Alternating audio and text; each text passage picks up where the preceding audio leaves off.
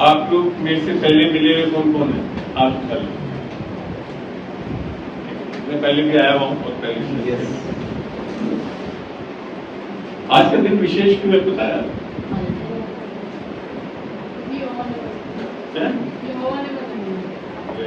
बहुत बाइबल वाले हैं, हाइपर अच्छा लगा। टुडे इज फादर, है ना, पिताओं का दिन है। भूल गए फादर? हम लोग कई बार दुनिया में रहते हुए दुनिया की चीजों को भूल जाते हैं। पर इतना मैं बता दूं, फादर्स डे दुनियावी नहीं, बिब्लिकल। फादर्स डे दुनियावी नहीं है, बिब्लिकल है। चलिए छोटी सी प्रार्थना से मैं आज शुरू करता हूँ। हो सकता है थोड़ा समय ज्यादा ले लूं, तैयार है बैठने के लिए? यस।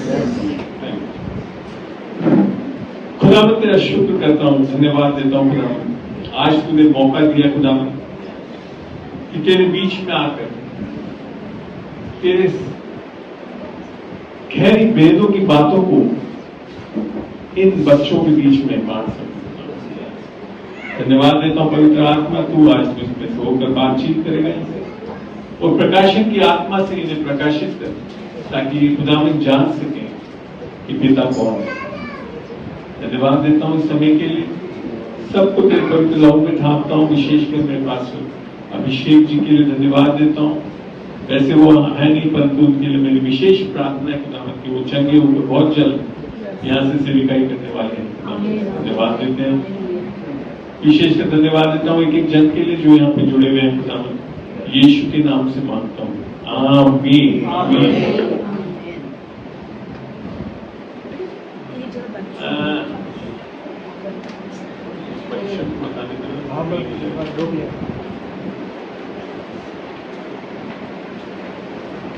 पिता अर्थात परमेश्वर, तो हम प्रार्थना भी करते हैं कि हमारे बाप तू जो आसमान पर है, तो वो हमारा बाप क्यों है, बता सकते हैं? वास्तव में बाप है क्यों है? कोई है, वचन में चलेंगे, वचन से सिखाता हूँ। मैं टीचर हूँ, वचन को बाहर नहीं जाता हूँ, ज्यादातर वचन को बताता हूँ। इब्रानियों 12:9 कोई, इब्रानियों 12:9, और कोई यहाँ पीछे तो दिख रहा है, नहीं आ रहा, आराम से, जल्दी नहीं, बहुत तसल्ली से करो, ये हाथ से नहीं रह जाता। इब्रानी नीचे आ जाती है, दूसरे के नीचे।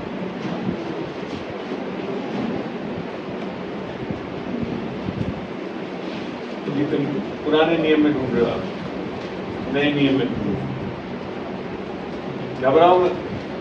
आज मेरे शब्द थोड़ा कठिन काम दे दिया बाइबल खोलने। भाई जो जिसने भी खोल लिया पढ़ सकता है, कोई जोर से पढ़ने वाला हो। आप सिस्टर पढ़ रहे हैं या आप पढ़ रहे हैं? आप पढ़े, उसके पास में रिकॉर्ड भी हो जाए। फिर जबकि हमारे शारीरिक पिता भी हमारी ताड़ना क्या करते थे। अब यहाँ पे पहली बात बताया शारीरिक पिता, अर्थात हमारे दुनिया में जिसके कारण आज हम इस पृथ्वी पर बैठे हुए माता पिता जो है जी, और हमने उनका आदर किया। और उसका भी हम आदर करने के लिए बाइबल बताती है, जब आप अपने माँ बाप का आदर करेंगे तो आपकी उम्र बहुत लंबी होगी, बहुत फलवंत होगी। बच्चों के लिए विशेष करिए, कहना चाहूंगा। आगे, तो क्या आत्माओं के पिता के और भी अधिकार है जिससे हम जीवित रहे? यहाँ क्या लिख रखा है? आत्माओं के पिता। पहली बात हमको पता है, पहली चीज कि हम वास्तव में आत्मा है। We are spiritual beings. ये शरीर हमारा कोई नहीं, तो नाश हो जाएगा, यहाँ किसी दिन पड़ा रहेगा। हम अंदर जो आत्मा है वो हमारी, उसका पिता कौन होना चाहिए? बाइबल का परमेश्वर, वो ही पिता बन सकता है हमें। और अगर वो आज तक हमारा पिता नहीं बनाया, तो सबसे पहली जरूरत है हमारे को कि वो पिता बने। कैसे बनते हैं पिता? कि बाइबल का परमेश्वर हमारा पिता कैसे बन सकता है? कोई सोच के बता सकता है? आज थोड़ी एक्सरसाइज कराऊंगा, मैं सोने तो नहीं दूंगा। कौन कौन बाइबल पढ़ता है? बताओ कैसे बनता है पिता?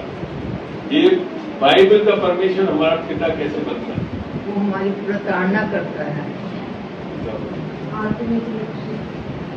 आत्मिक पिता ही होना चाहिए, मगर वो बनेगा कैसा हमारे आत्मिक पिता? क्या सबका ये बाइबल का परमेश्वर आत्मिक पिता है? नहीं। यहाँ बैठे हुए में सबका है कि नहीं? कैसे बने? अब ये सवाल स्वीकार क्या स्वीकार हमने इनको पिता स्वीकार किया। बन गया पक्का? पिता पुत्र परमेश्वर। बोलिए, तुम्हें लग गया? चलिए यूहन्ना 14:6 खोलिए।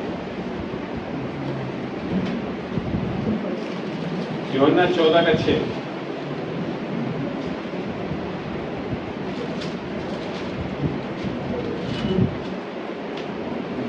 बोला? यीशु ने उससे कहा, मार्ग और सत्य और जीवन मैं ही हूँ। बिना मेरे द्वारा कोई पिता के पास नहीं पहुँच सकता। किसके द्वारा? यीशु के द्वारा। स्वीकारने से नहीं। यीशु आपका पिता वो तब बनता है जब आप यीशु के द्वारा उसके पास जाते। अन्यथा नहीं। कि बहुत गलत फहमी है लोगों को, हाँ हमारा पिता है क्योंकि हमने our father and God in heaven का बोल दिया। बाइबल क्या बता रही है?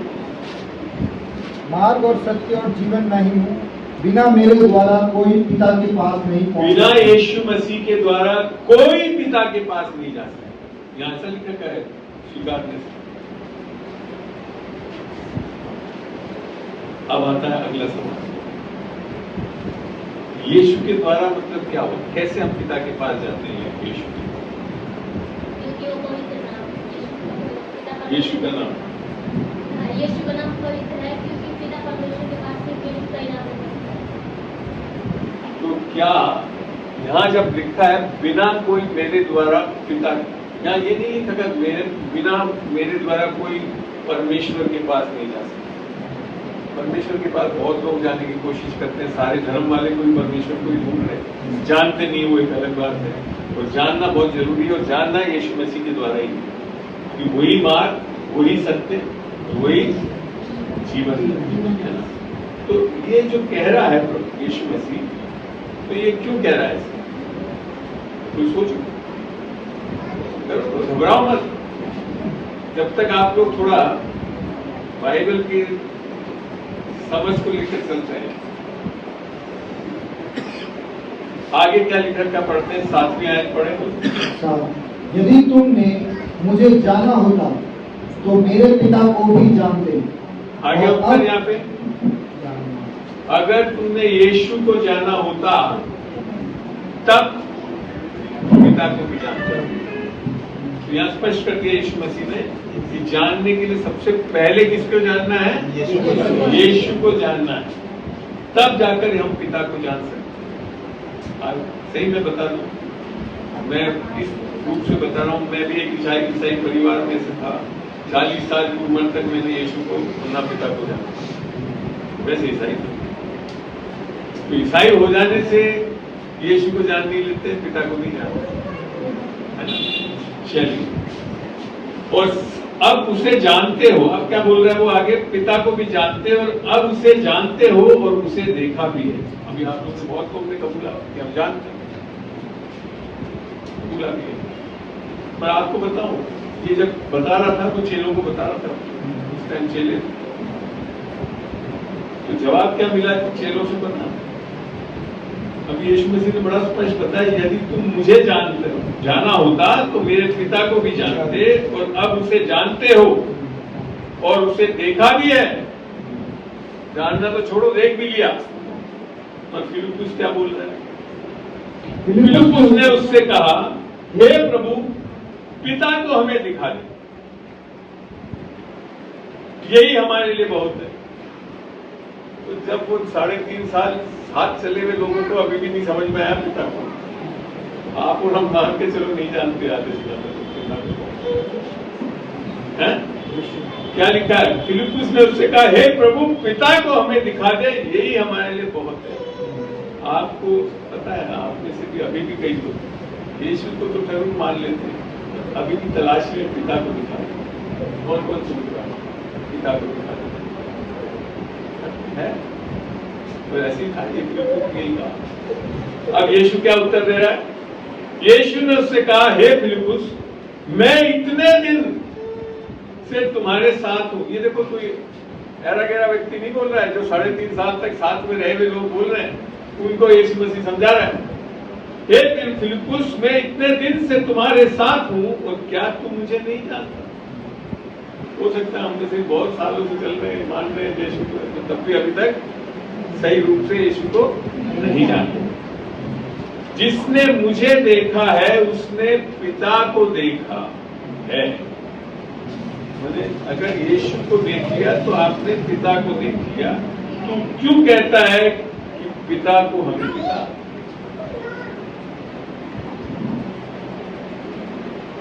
आप अपने आप को भी इस पोजीशन में रख के देखो, फिलिप्पुस वाले जैसे रहेंगे नहीं, पिता से तो अभी दिखा।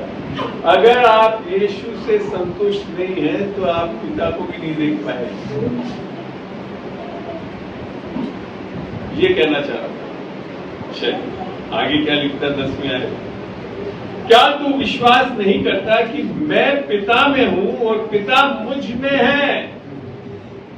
ये बातें जो मैं तुमसे कहता हूं अपनी ओर से नहीं कहता, परंतु पिता मुझ में रहकर अपना काम करता है। गॉड द फादर, पिता परमेश्वर किसमें? यीशु मसीह। तो यीशु को देख लेना ही सब कुछ है। तो बाद में बड़ा स्पष्ट करा 11वें आयत, मेरा ही विश्वास करो कि मैं पिता में हूं और पिता मुझ में है, नहीं तो कामों ही के कारण मेरा विश्वास है। और कुछ नहीं, जो मैं कर रहा हूं उससे विश्वास करो कि मैं तुमने पिता को देख लिया। आगे 12वीं आयत में लिखा है, मैं तुमसे सच सच कहता हूं। मैं आपको बता दूं, जब भी यीशु मसीह बाइबल में बोलता है मैं तुमसे सच सच कहता हूं, इंग्लिश में ट्रूली ट्रूली ऐसे यही वर्सेस है जो ज्यादातर लोगों को समझ में नहीं आता।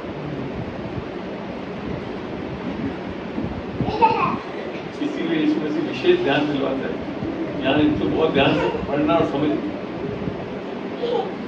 कि जो मुझ पर विश्वास रखता है ये काम जो मैं करता हूं वे भी करेगा, वरन इनसे भी बड़े काम करेगा, क्योंकि मैं पिता के पास जाता हूं। तो यहां जो बात कह रहा है कि पिता कौन है?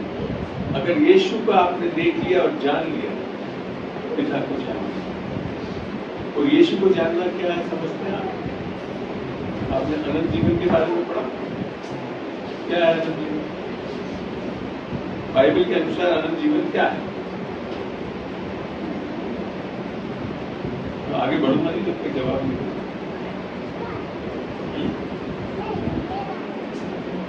अनंत जीवन क्या है? हम स्वर्ग में भी यीशु के साथ रहेंगे। स्वर्ग में हमेशा हमेशा के लिए। हमेशा हमेशा के लिए। तो उसे अनंत जीवन मिले, हमेशा हमेशा के लिए जीना अनंत जीवन, यही है ना? यीशु के साथ अच्छा कंट्रोल करें। बाकी अनंत जीवन बिना यीशु वाले भी जी रहे हैं। ध्यान रखें, बिना यीशु मसीह के वाले लोग भी हमेशा के लिए जिंदा रहेंगे। पर कहाँ रहेंगे? जलती हुई आग में, आग की झील में। आप सोचो, हमेशा के लिए जिंदा रहेंगे। तो हमेशा के लिए जिंदा रहना क्या अनंत जीवन है?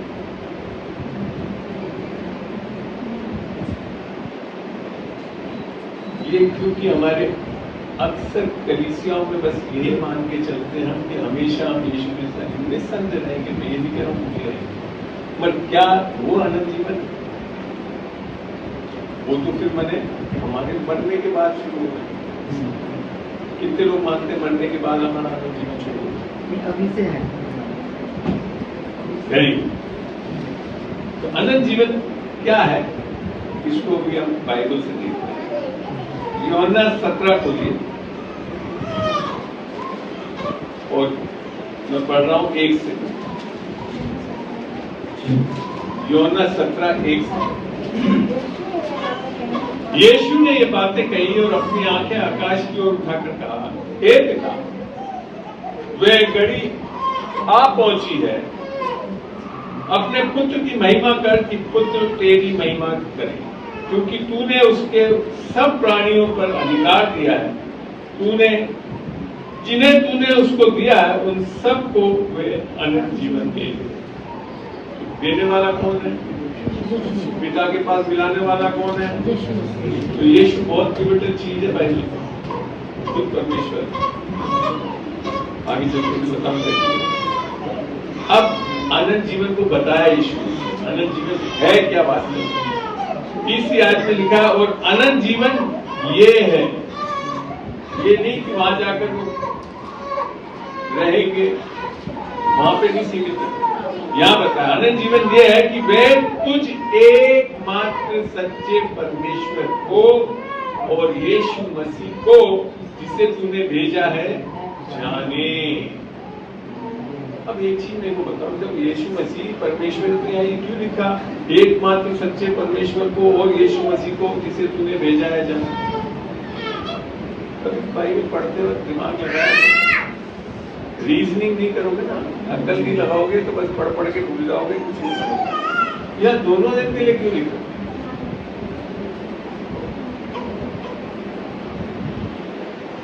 बहुत हाई लेवल पे बताने लगता हूँ, थोड़ा नीचे आऊँ। पर आज जो ये बातें सीखोगे और समझ जाओगे, कभी भी आपको खर्चा नहीं देगा कोई। नहीं तो थोड़ी देर में आनंद जीवन पता नहीं मिलेगा कि नहीं मिलेगा। सच्चे परमेश्वर को जानना और यीशु मसीह को जानना। आपको ध्यान है, जब अपन ने 14:6 में लिखा था, वहां लिखा है पिता के पास कोई नहीं जा सकता मेरे बिना। क्यों? क्योंकि जब तक यीशु को आप अपना उद्धारकर्ता नहीं ग्रहण करें, तब तक पिता को भी नहीं जा सकते।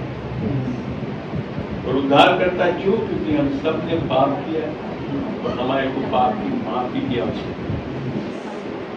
सुसमाचार में परमेश्वर ने जगत से ऐसा प्रेम किया कि उसने अपना इकलौता बेटा दे दिया, जो कोई उस पर विश्वास करे वो नाश ना हो परंतु क्योंकि हम सब ने पाप कर रखा है, इसके लिए हम पिता से मिल नहीं सकते, जुड़ नहीं सकते। इसके लिए पहले हमारे पापों का समाधान होना जरूरी है और इसके लिए यीशु मसीह हमारे लिए जरूरी है। जो सुसमाचार है वो मेरे पापों के लिए मारा गया, गाड़ा गया और तीसरे दिन जी उठा। ये जब तक नहीं हुआ तब तक क्या हुआ? हमारा रिश्ता पिता से नहीं हुआ। ये है जरूरत पिता की। तो आज हम फादर्स डे मना रहे हैं, तो हमको पता भी होना चाहिए कि क्या हमारा परमेश्वर, जो यीशु मसीह का भी परमेश्वर जैसे बता रहा है,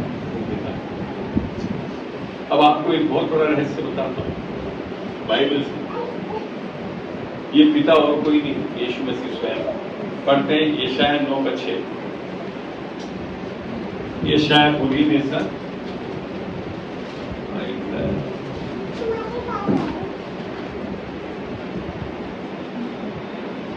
मैं पढ़ रहा हूं इसको। क्योंकि हमारे लिए एक बालक उत्पन्न हुआ है, हमें एक पुत्र दिया गया। एक चीज मेरे को बताइए, दो चीज की क्या जरूरत है? क्या ये सफिशिएंट नहीं था क्या? क्योंकि हमारे लिए एक बालक उत्पन्न हुआ है, बहुत सारा। और यहाँ लिख रखा है हमें एक पुत्र दिया, पुत्र उत्पन्न नहीं हुआ है। हाँ दीजिए, पुत्र उत्पन्न नहीं हुआ, पुत्र दिया गया। क्यों? क्योंकि आप जानते हो यीशु मसीह को बाइबल में 2 प्रकार से रिप्रेजेंट करते हैं। सन ऑफ मैन, मनुष्य का पुत्र, और सन ऑफ गॉड, परमेश्वर का पुत्र। ये बहुत 2 अलग अलग हैं। This is the beauty of Jesus Christ. He was fully son of man, that is आपके और मेरे जैसा शारीरिक मनुष्य था, और सन ऑफ गॉड उसका अलौकिक, that he was fully God. दोनों तरीके से। तो इसके लिए यशायाह ने बहुत सही लिखा है कि पुत्र तो जन्मा है, अर्थात वो हमारे लिए उद्धारकर्ता के रूप में तो जन्मा है और बेटा दिया गया। जब यीशु मसीह जन्मा था, लूका में जब 2 में पढ़ते हैं, तो वहां लिखा था, आज दाऊद के शहर बेथलेहम में तुम्हारा उद्धारकर्ता जन्मा है, जो प्रभु यीशु मसीह। तो जब तक हमारा यीशु मसीह हमारे लिए पहले तो उद्धारकर्ता बने, तब जाकर वो हमारा प्रभु बनेगा, अर्थात वो हमारा पिता बनेगा। फिर आगे यहाँ 9:6 में पढ़ रहा हूँ आगे। और प्रभुता उसके कांधे पर होगी और उसका नाम अद्भुत युक्ति करने वाला, पराक्रमी परमेश्वर, अनंत काल का पिता। अब समझ में आता है ड्यूअल नेचर ऑफ जीसस। मनुष्य के रूप में उद्धारकर्ता के लिए हमारे बन गया है और पिता के रूप में प्रभु बन गया है, और वही प्रभु जब बोलता है मात्र एक परमेश्वर को और यीशु मसीह को जो उसने भेजा है। तब हमने पढ़ा अनंत जीवन क्या है? मात्र उस परमेश्वर को जानना, एक परमेश्वर को जानना और यीशु को जानना। क्योंकि यीशु को जब तक आपने उद्धारकर्ता के रूप में नहीं ग्रहण करा, तो आपके पापों की माफी नहीं हो सकती। अगर आपने सोच लिया कि बहुत अच्छे चर्च में आकर बैठ गए, बाइबल पढ़ने लग गए, गाना गाने लग गए, ये सब करने लगे, तो पिता बना ले, नहीं बन सकते। सब ने पाप किया, सब परमेश्वर की महिमा से रही। पापों की जब तक हमारी माफी नहीं होगी, तो पिता हमारे को ग्रहण भी नहीं कर सकता, ना हम पिता के पास जा सकते। आमीन। कभी सोचा लोग नरक क्यों जा रहे हैं? बड़े अजीब अजीब सवाल पूछते हैं। मजा आ रहा है सुनने में, पढ़ने में? सीख रहे हैं कुछ? बताइए नरक कैसे क्यों जा रहे हैं लोग? यीशु मसीह को ग्रहण नहीं किया, तो पिता को कैसे ग्रहण कर सकते हैं? बहुत अच्छा, थोड़ा सा आवाज उठाकर बोले। पाप के कारण हम जा रहे हैं। और कोई हमारा नरक जाने का कारण क्या है? पाप। पक्का पक्का लॉक के लिए जाए, गलत। पाप तो सबने किए हैं, सबने पाप किए। पापों की माफी नहीं ले रहे, इसके लिए जा रहे हैं नरक। परमेश्वर ने आपके पापों की माफी के लिए अपना इकलौता बेटा दे दिया है, और उसको अगर हम नहीं स्वीकार रहे हैं, इसके लिए नरक जा रहे हैं। आपके कर्मों के कारण कोई नरक नहीं जाता, आपकी एक डिसीजन के कारण। क्या आपने अपने पापों की माफी यीशु मसीह के द्वारा ग्रहण कर ली? आप सोच रहे होंगे कर लिया, थैंक दिया। पढ़िए यूहन्ना 3:17। 16 तो सबको पता है। परमेश्वर ने जगत से ऐसा प्रेम किया कि उसने अपना इकलौता बेटा दे दिया कि जो कोई उस पर विश्वास करे वो नाश ना हो, परंतु अनंत जीवन। और आगे कभी पढ़ा उसके? पढ़ते हैं 17 पढ़े। आपकी आवाज बहुत धीरे है, ये रिकॉर्ड भी नहीं होगा। मैं चाहता हूँ रिकॉर्डिंग में भी आए। परमेश्वर ने अपने पुत्र को जगत में इसलिए नहीं भेजा कि जगत पर दंड की आज्ञा दे, सबसे पहला सुसमाचार, यीशु मसीह को परमेश्वर ने आपको दंड देने के लिए नहीं भेजा। और हमारे आधे से ज्यादा भी यही सोच के बैठे कि हम लोग का दंड होगा। अर्थात आगे क्या लिखा है? परंतु इसलिए कि जगत उसके द्वारा उद्धार पाए। जगत उसके द्वारा उद्धार पाए। उद्धार पाएंगे तब जाकर हम पिता से मिलेंगे। हमें अगला पढ़े। जो उस पर जगत उसके द्वारा उद्धार पाए, जो उस पर विश्वास करता है, उस पर दंड की आज्ञा नहीं। दंड की आज्ञा किस पर नहीं है? जो प्रभु यीशु मसीह पर विश्वास करता है। आमीन। आमीन। तो न्याय करने का कारण परमेश्वर का क्या है? क्या आपने यीशु मसीह के ऊपर विश्वास करके अपने पापों की माफी ली या नहीं? बहुत सिंपल टन अपना है बात। खुदा बाप जो है कोई कॉम्प्लिकेटेड नहीं है, भाई खाता खोल के हिसाब ढूंढेगा कि आपने क्या क्या पाप किया, क्या क्या नहीं। ये मतलब नहीं है कि मैं पाप करते रहूं और बच जाऊंगा, ऐसा नहीं कह रहा हूँ। परमेश्वर का क्या वचन बोलता है? अनुग्रह इसके लिए प्रकट नहीं हुआ कि हम पाप करते रहे। मगर कारण क्या है? खाली एक, कि क्या हमने यीशु मसीह से यीशु मसीह के कारण अपने पापों की माफी ली या नहीं? कर्मों से नहीं। आमीन। है ना? अच्छा खबर है ना ये अनुग्रह का? अब आगे भी पढ़ रहे परंतु जो उस पर विश्वास नहीं करता, तो मुझे तो मैं पढ़ती हूँ। इनको दे दीजिए प्लीज, बुरा मत मानिए, थोड़ा सा रिकॉर्डिंग में चाहता हूँ अच्छी। जो उस पर विश्वास करता है उस पर दंड की आज्ञा नहीं होती, परंतु जो उस पर विश्वास नहीं करता वह दोषी ठहर चुका ठहरेगा नहीं लिख रखा, ठहर चुका ठहर चुका है। परमेश्वर का न्याय हो चुका है। आधारित किस पे? वो देखना है इस पे कि क्या हमने माफी ले ली या नहीं। आगे, इसीलिए कि उसने परमेश्वर के इकलौते पुत्र के नाम पर विश्वास नहीं किया। इसलिए मैंने और कुछ नहीं है कारण, इसलिए कि उसने परमेश्वर के इकलौते पुत्र पर विश्वास नहीं किया। तो निर्णय हमारा क्या है? परमेश्वर का कारण क्या है? लोग नरक क्यों जा रहे हैं? इस निर्णय पे क्या उन्होंने स्वीकारा है या नहीं स्वीकारा। आगे, और दंड की आज्ञा का कारण यह है कि ज्योति जगत में अब आई, दंड के कारण आज्ञा का कारण यह है कि ज्योति जगत में आ गई और मनुष्यों ने अंधकार को ज्योति से अधिक प्रिय जाना। अब आपकी कलीसियाओं में भी अभी हालत क्या है? लोगों को क्या है? ज्योति से ज्यादा क्या पसंद है? पाप में जीना, अंधकार में जीना। हमारी कलीसियाओं में लोग पता कैसे उद्धार पाए? पाप करते हुए उद्धार चाहते। 6 दिन पाप कर ले, 7वें दिन आकर पापों का अंगीकार कर ले। प्रभु, हम तो निर्बल कमजोर हैं और तू हमारे को प्रेम करता है।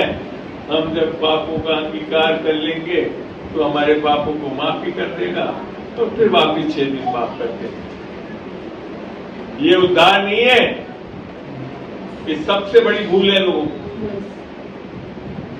लोग उद्धार पाने का सोच यही रख के बैठे हुए हैं कि हाँ यीशु मसीह बहुत प्रेम करता है। ऐसी बात नहीं। यीशु मसीह डांटता भी था, चेलों को भी डांटा था। इस पे अविश्वास। अगर हमने अभी तक नहीं समझा यीशु मसीह आया ही क्यों, पढ़ देखते हैं। मत्ती 1:21 पढ़े। मत्ती 1 सिस्टर आप ही पढ़े, अच्छा रिकॉर्डिंग में हो जाएगी।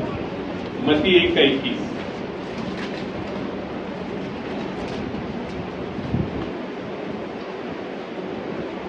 वहाँ पुत्र जनेगी और तू उसका नाम यीशु रखना, क्योंकि वह अपने लोगों का और उन पापों से उद्धार करेगा, उनके पापों से उद्धार करेगा। वह पुत्र जनेगी और तू उसका नाम यीशु रखना, क्योंकि वह अपने लोगों का उनके पापों से उद्धार करेगा। मैंने आपके पापों से, पापों में उद्धार करेगा लिखा है। कलीसिया में लोग बात क्या चाह रहे हैं? पापों में उद्धार हो जाए, क्योंकि हम विश्वास कर रहे हैं तो जब मरेंगे तो दानु जीवन पाएंगे। सबसे बड़ी भूल में बहुत लोग कलीसिया में, मैं आपको बता दूं, बहुत से लोग कलीसिया में इस भूल में बैठे हुए हैं कि क्योंकि हम आ रहे हैं और यीशु मसीह पे विश्वास कर लेते हैं तो हम पहुंच जाएंगे। नहीं, क्योंकि यीशु मसीह का उद्धार के बाद में बहुत बड़ा परिवर्तन आपके अंदर आना चाहिए, क्योंकि अब पिता आपके अंदर वास है।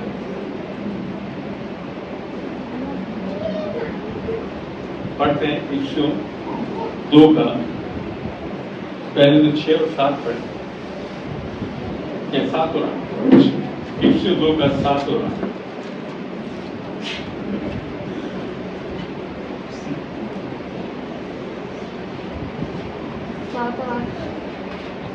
आराम से धीरे धीरे पढ़े, समझिए अच्छी कि वह अपनी उस कृपा से जो मसीह यीशु में हम पर है, आने वाले समयों में आपने अनुग्रह का असीम धन दिखाए, क्योंकि विश्वास के द्वारा अनुग्रह ही विश्वास के द्वारा अनुग्रह ही से हमारा उद्धार हुआ है। से तुम्हारा उद्धार हुआ है। तो किससे उद्धार होता है हमारा? अनुग्रह और विश्वास। अनुग्रह कौन है? स्वयं यीशु मसीह। और विश्वास क्या है कि उसने हमारे लिए क्या किया, आपने क्या किया नहीं है विश्वास, उसने हमारे लिए क्या किया, उस पर विश्वास करने से हमारा उद्धार होता है। फिर आगे क्या लिखा है, और यह तुम्हारी ओर से नहीं वरन परमेश्वर का दान है। माने ये किसी काम के करने से नहीं होने वाला, ये दान के रूप में हमको स्वीकारना पड़ेगा। आमीन। अनुग्रह और विश्वास क्या है, दोनों चीज दान है हमारे को, जो यीशु मसीह के द्वारा हमको मिलता है, जिसके कारण हमारा उद्धार होता है और हम यीशु की आत्मा अर्थात पिता त्रिएक परमेश्वर की आत्मा हमारे अंदर पाते हैं, उसे उद्धार बोलते हैं। क्योंकि पहला कुरिन्थियों पहला कुरिन्थियों 6:9 ऐसे कुछ है, जहाँ लिखा है जो प्रभु के साथ संगति करता है वह उसके साथ एक आत्मा होता है। हमें चलिए आगे बढ़िए इधर पे सुनिए। अब जब आपका तो पढ़िए। और ना कर्मों के कारण कर्मों के कारण माने आपके कुछ करने के कारण आपका उद्धार, मात्र अनुग्रह और विश्वास को ग्रहण करने से हमारा उद्धार होता है। तो यहाँ तक कि हम जब यीशु मसीह को प्रभु जान के मुंह से अंगीकार करते हैं और मन में विश्वास करते हैं कि वह हमारे पाप के लिए मारा गया, गाड़ा गया, अपनी सदी जीवता, वो कारण है जिसके कारण हमारा उद्धार होता है। आगे, ऐसा ना हो कि कोई घमंड करे, क्योंकि अगर हमारे कर्मों से होता तो हम घमंड करते। हाथ दिखा,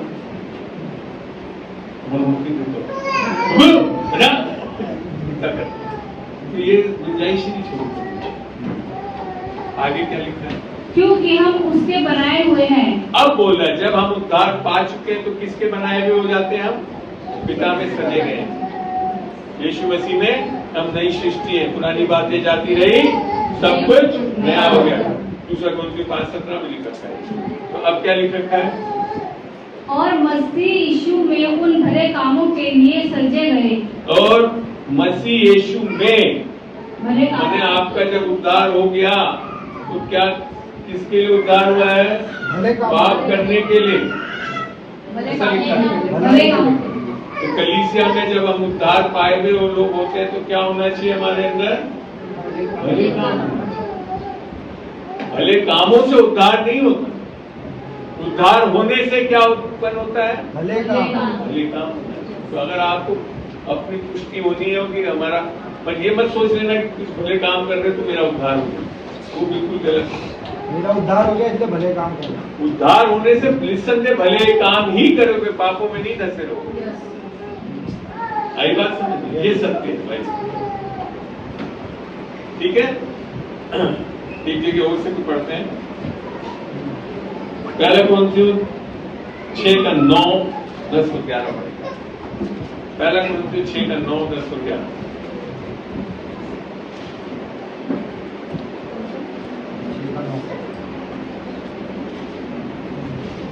क्या तुम नहीं जानते कि तो सब लोग को जानना चाहिए, क्या तुम नहीं जानते अन्यायी लोग परमेश्वर के राज्य के वारिस न होंगे। अन्यायी लोग परमेश्वर के राज्य के वारिस अब न बहुत लंबी लिस्ट पढ़ते जाए। अच्छा, धोखा न खाओ, धोखा मत खाओ, मैंने बहुत लोग धोखा खाए बैठे हैं। न वेश्यागर्मी, ना मूर्ति पूजक, ना परस्त्रीगामी। एक चीज बताना, मूर्ति पूजक क्या होता है, मूर्ति पूजा, वो मूर्ति की जो पूजा करते हैं। पक्का यही होता है। बहुत सी चीजें हैं। परमेश्वर को छोड़ किसी और की आराधना करना मूर्ति पूजा। अगर आपके अंदर पैसे का लालच हो गया वो भी वो भी मूर्ति मूर्ति पूजा है, कुछ दिन में लिख रखा है। मूर्ति पूजा बाइबल के हिसाब से खाली एक मूर्ति बना कर दी, और यहाँ तो सबसे बड़ा दुख होता है मेरे को, सो कॉल्ड ईसाई लोग यही कर रहे हैं। ऐसे कुछ अपने ईसाई के लोग हैं जो अभी भी मूर्ति पूजा ही करते रहते हैं, नहीं लगाते, मतलब मेरी भी लगा ली सब क्या करना, गलत है। चलिए आगे बढ़े। ना मूर्ति पूजक, ना परस्त्रीगामी, ना लुच्चे, ना पुरुषगामी, ना चोर, ना लोभी, ना पियक्कड़, ना गाली देने वाले, ना अंधेर करने वाले परमेश्वर के राज्य के वारिस के ना होंगे। वारिस तो ये लोग वारिस ना होंगे। फिर क्या लिख रखा, और तुम में से कितने ऐसे ही थे। अब यहाँ बड़ी चीज लिख रखी, हम लोग बिना उद्धार पाए हुए ऐसे हो सकते हैं और ऐसे ही रहते हैं, कुछ ना कुछ ऐसी चीजें करते हुए रहते हैं। ये थे वाली पोजीशन होनी चाहिए हमारी। अब क्या आगे लिखा है? परंतु तुम प्रभु यीशु मसीह के नाम से और हमारे परमेश्वर के आत्मा से धोए गए और इसके द्वारा प्रभु यीशु मसीह और इसके आत्मा के द्वारा धोए गए हैं। परमेश्वर की आत्मा, परमेश्वर की आत्मा के द्वारा धोए गए, अर्थात हमारा नया जन्म हो गया है और पवित्र हुए और धर्मी ठहरे। पापी रहे धर्मी। धर्मी तो वास्तव में जो आज हम बोल रहे हैं हमारा पिता परमेश्वर, और कर क्या रहे हैं यही जो लिख रखा है, तो फिर सच में हमारा पिता नहीं होना। हमारे को आवश्यकता है कि हम यीशु मसीह के द्वारा उसे अपना पिता बनाएं। आज फादर्स डे में आप में से अगर कोई भी यहाँ बैठा हो, निस्संदेह उसको अपना पिता बनाकर ही आगे चल के हम प्रार्थना भी करेंगे। तो यहाँ तक समझ में आया पिता का क्या मतलब है और पिता क्यों बनना चाहते हैं? कोई सवाल, कोई चीज पूछना चाहता हो इस विषय में? और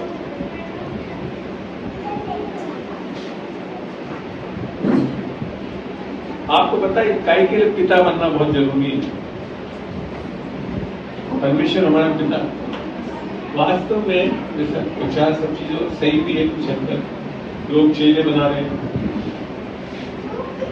बहुत बड़ा वास्तव में क्या परमेश्वर चेला बनाना? निस्संदेह यीशु ने चेले बनाए, सारे 12 चेले ही बनाए थे। उस टाइम चेले क्यों बनाए? वास्तव में पिता क्या चाहता? बेटे बनाना चाहिए। मत चेला इसके लिए बने उस टाइम बेटे नहीं बन सकते, क्योंकि बेटे कब बनते हैं? जब यीशु मसीह मारा गया, गाड़ा गया, तीसरे दिन जी उठा, तब जाकर परमेश्वर के बेटे बेटे बनते। हमें तो खाली चेले बन के मत पहले रहना है। क्या बनना है आपको? क्यों ये जरूरी है? देखते हैं कि प्राइमरी परमेश्वर ने जब आदम को सृजा था तो उसको कैसा बनाया था, पढ़े लूका 3:38।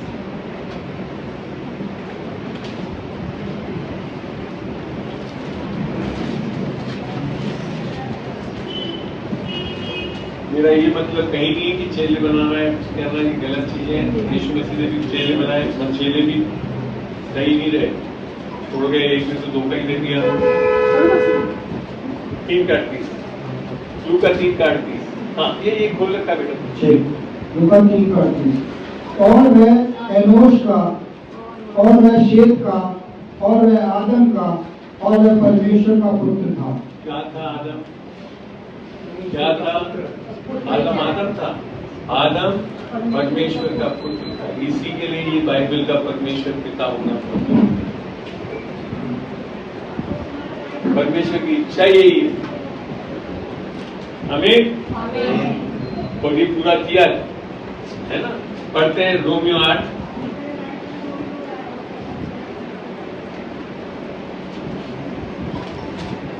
और ये कैसे हो रहा है ये भी देखते हैं। रोमियो 8:9 पढ़ना शुरू करेंगे। रोमियो 8:9। परंतु जबकि परमेश्वर का आत्मा, ये कौन पढ़ रहा है? वेरी गुड, बहुत अच्छी बात है। पढ़े अकॉर्डिंग की पर्पस में चाहता हूँ अच्छी तरह। हाँ बोले। परंतु जबकि परमेश्वर का आत्मा तुम में बसता है तो तुम शारीरिक दशा में नहीं परंतु आत्मिक दशा में हो। आपको समझ में आया? बगल में बाइबल दबा लेने से, कुछ विशेष वस्त्रों को पहन लेने से, गले में क्रॉस डालने से आत्मिक नहीं बनती। एक बड़ी भूल है। इसका ये मतलब नहीं है कि जूस पहनना गलत है, फलाना नहीं कह रहा हूँ कि बगल में बाइबल दबाना गलत है, मगर ये सब करने से हम आत्मिक नहीं बनते। बाइबल बड़ा स्पष्ट बता दिया, चर्चों के रजिस्ट्रों में नाम लिखाने से आत्मिक नहीं। अगर ऐसा हो तो मैं गारंटी से कह सकता हूँ जयपुर के सारे चर्चों का मेंबर बन सकता हूँ, इतना सक्षम हूँ कि सब जगह की फीस भी दे सकता हूँ, पूरी मेंबरशिप सुपर स्पिरिचुअल बन सकता हूँ, मगर ऐसा नहीं होता। जी पढ़े वापस 9। यदि किसी में मसीह का आत्मा नहीं तो वह उसका जन नहीं। Very clear. आत्मिक कौन है? पर जिसके अंदर आत्मा। मसीह की आत्मा, अर्थात बेसिकली जो बोल रहा है वो तीनों आत्मा के बारे में बोल रहा है। जबकि परमेश्वर का आत्मा अर्थात पिता परमेश्वर का आत्मा, पवित्र आत्मा, इंग्लिश में बड़ा अच्छा लिखा मैं पढ़ देता हूँ। But you are not living in the life of the flesh, you are living the life of the spirit, अर्थात द होली स्पिरिट। फिर if the holy spirit of God really dwells in you, holy spirit of God means पिता परमेश्वर की आत्मा dwells within you, but if anyone does not possess the Holy Spirit of Christ, यीशु मसीह क्या है? त्रिएकता के बारे में बाइबल में ढूंढते रहते हैं, यहाँ बहुत क्लियर लिख रखा है परमेश्वर त्रिएक है, अर्थात यीशु मसीह की आत्मा अगर हम बोले, पिता की आत्मा बोले या पवित्र आत्मा बोले, वो और कोई नहीं, वो स्वयं परमेश्वर। God is one but there are 3 persons. आमीन। हमारा बाइबल का परमेश्वर एक ही है, तो इसको आप डिफरेंशिएट नहीं कर सकते। जब हम बोलते हैं, जब तो यीशु मसीह, अगर तुमने मुझे देख लिया तो तुमने पिता को देख लिया। आमीन। तो ये बात समझना बहुत जरूरी है। चलिए आगे पढ़ते हैं, फिर सीधा आइए 14 में। इसलिए कि जितने लोग परमेश्वर के आत्मा के चलाए चलते हैं वे ही परमेश्वर के पुत्र हैं। तो हम पिता परमेश्वर के पुत्र कब बने हुए हैं? जब हम उसकी आत्मा से गॉड ड्यू रिगार्ड पादरियों से चलाए चलने से नहीं बनती, या चर्चों से चलाए चलने से नहीं बनती, परमेश्वर की आत्मा से चलाए चलते हैं, तब वो वास्तव में हमारा आत्मिक पिता है।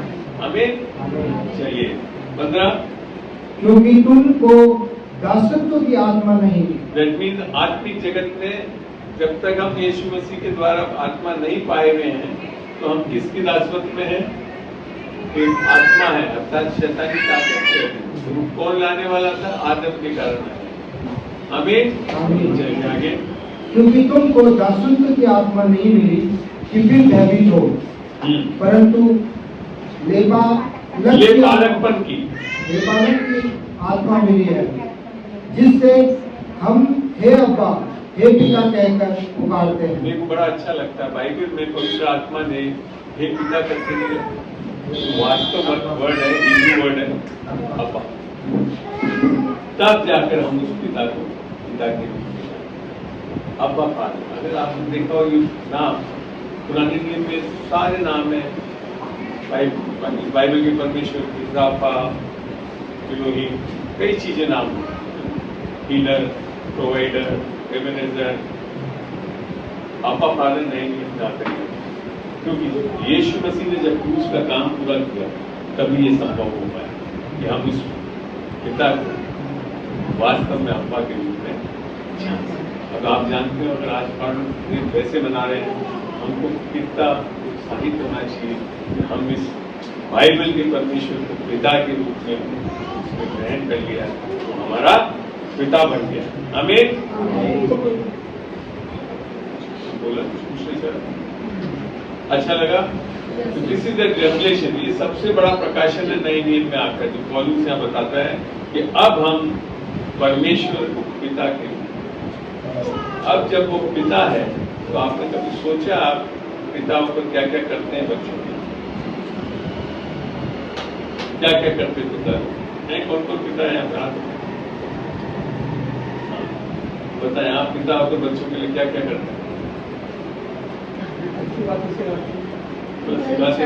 हर इच्छाएं पूरी करते हैं, बच्चों की हर इच्छाएं पूरी करते हैं। Very good.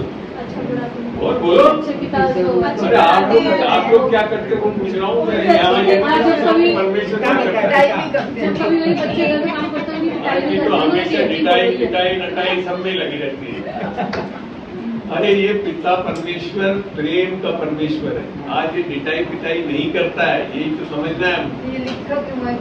पुराने युग में बिल्कुल था, एक दिन में सबको मार दिया डुबा कर, बहुत क्रोध था परमेश्वर के अंदर। पर आज क्यों नहीं है क्रोध परमेश्वर के अंदर, पता है आपको? यीशु मसीह ने सब कुछ सारा क्रोध ले चुका है। आज परमेश्वर आपकी गलतियों को भी आपके ऊपर नहीं मिल रहा, बताया आपको इसने सारे पापों को माफ कर चुका है। अगर पढ़ना चाहें तो पढ़े, दूसरा कुरिन्थियों 5 का 18-19। पहली बात तो ये पुराने नियम से पढ़ते हैं, आप पटाना की बात कर रहे हैं, आप कुछ नहीं कर रहे हैं, पढ़ते हैं पुराना नियम में जाइए पहले। ये यशायाह 54 का 9 और 10 पढ़े। यशायाह 54 का 9 और 10 पढ़े।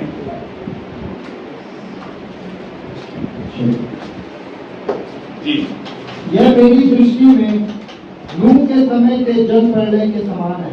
आपको मैं बताऊं, उस टाइम तो कोई व्यवस्था भी नहीं की गई, पर तब भी परमेश्वर ने न्याय करा और सारी पृथ्वी के लोगों को एक्सेप्ट नूह के परिवार को छोड़ा। हाँ, यह मेरी दृष्टि में नूह के समय के जल प्रलय के समान है, क्योंकि जैसे मैंने शपथ खाई थी। अब देखिए, शपथ खाकर क्या परमेश्वर को शपथ खाने की जरूरत है? और क्या लिखा है? हाँ, शपथ खाकर, क्योंकि जैसे मैंने शपथ खाई थी कि नूह के समय के जल प्रलय से पृथ्वी फिर न डूबेगी, वैसे ही मैंने यह भी शपथ खाई है कि फिर कभी तुझ पर क्रोध न करूंगा। क्या करेंगे? टमाटर क्या पड़ा? प्रताड़ना करूंगा। और क्या शपथ करके कह रहा है? हम लोग इतना लाइटली लेते हैं, अभी मिटानेगा, आएगा। वैसे तो एक भी जिंदा रहने लायक नहीं है। क्या है? हाँ, पूरा पढ़ना। क्रोध न करूंगा, हाँ, ना तुझको धमकी दूंगा। धमकी भी नहीं देगा। हमारे तो कलीसिया में लोग धमकियों पे धमकी देते हैं। आज तुमने अगर पैसे नहीं दिए तो परमेश्वर तुम्हारे पर बीमारी डाल के मेडिकल बिल से ले लेगा। हंस रहे हो? ऐसे चलाते हैं आज के, डरा डरा के नहीं करते। आज आपने नहीं दिया तो ये हो जाएगा। ना तो क्रोध करता, और क्यों नहीं करता? आगे लिखा बड़े, और न तुझको धमकी दूंगा, चाहे पहाड़ टल जाए, और पहाड़ियां टल जाए। आप लोग की दिल्ली के आसपास तो ज्यादा नहीं है, मेरे जयपुर के पास तो नाहरगढ़ बहुत गढ़ है। मैं देखने की वो तो टल सकता है, मगर क्या नहीं टलेगा? आगे लिखा है। और पहाड़ियां टल जाए तो भी मेरी करुणा तुझ पर कभी ना हटेगी। हम तो बोलते थोड़ी देर रहता है, यहाँ लिख रखा है कभी ना हटेगी। आगे, और मेरी शांतिदायक वाचा न टलेगी। यहोवा जो तुझ पर दया करता है उसका यही वचन है। लोग बात बड़े सोचते, अच्छा परमेश्वर इतना अच्छा तो मैं कुछ भी करता हूँ। सही में बताऊं, फिर तो आपने उस परमेश्वर को जाना ही नहीं।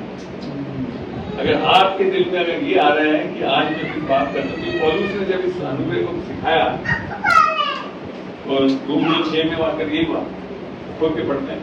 रोमियो 6 का 1 पढ़ा, 6 का 1, रोमियो 6 का 1।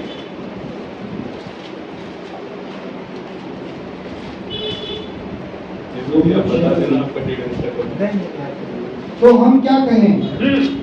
क्या हम पाप करते रहें? कि अनुग्रह बहुत हो। अगर आपके दिल में आ रहा है कि नहीं, हम तो सब कुछ करते रहे, परमेश्वर तो प्रेम करता है, सब कुछ करता रहेगा, गलत है। क्या बोला? तो हम क्या कहें? क्या हम पाप करते रहें कि अनुग्रह बहुत हो? कदापि नहीं। इसके लिए अनुग्रह नहीं हुआ कि हम पाप करते हैं, हमको पाप में से निकालने के लिए अनुग्रह। पढ़ते हैं रोमियो 6 का 14। तब तुम पर पाप की प्रभुता ना होगी। कब पाप की प्रभुता ना होगी?